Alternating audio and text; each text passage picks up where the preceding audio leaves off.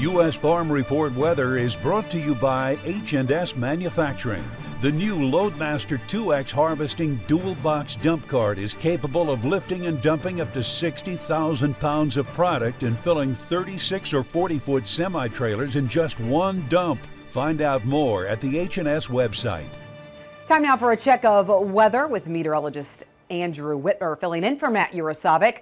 Matt, a November hurricane is rare, and I know you're tracking that as it treks north, but talk also about a brutal blast of cold weather hitting many of our viewers this weekend. And we do continue to watch Nicole Tyne, and as we take a look here at the root zone map from Halloween, notice how we get a lot of reds and yellows and oranges, showcasing again drier weather throughout parts of Georgia as well as the Carolinas. And as we advance into this past Thursday, November 10th, drought zone, root zone here, we continue to still see inundated with drier weather, but once Nicole kind of passes on through, I do expect this to change as we go throughout parts of next week. The other thing to note as well is lots of the Pacific Northwest has really lessened kind of those more very dry and extreme conditions out there from several low pressure systems that kind of inundated that area last week, and that is some good news there on the drought monitor.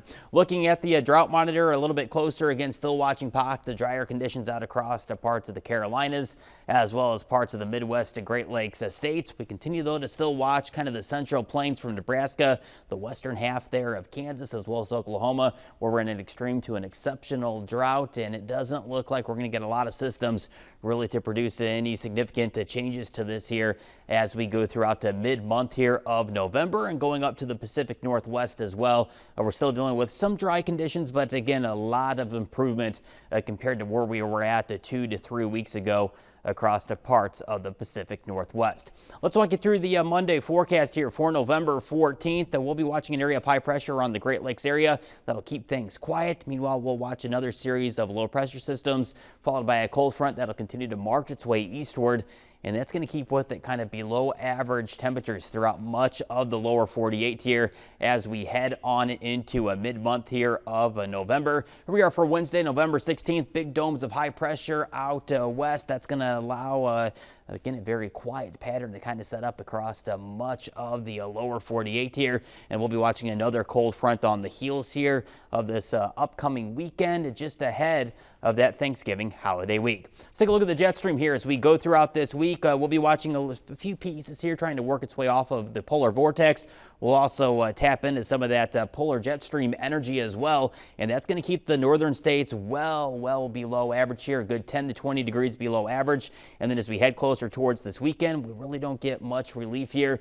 If you want kind of some more milder weather, you're going to have to head all the way across the deep south and head all the way down into at least the southern half of Florida as well.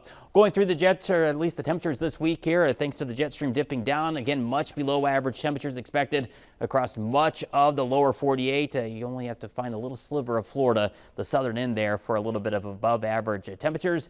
And then as we take a look at precipitation, again, not a lot of movement here west to east as we go throughout this week. Expect below average temperatures as well as below average precipitation throughout much of the country.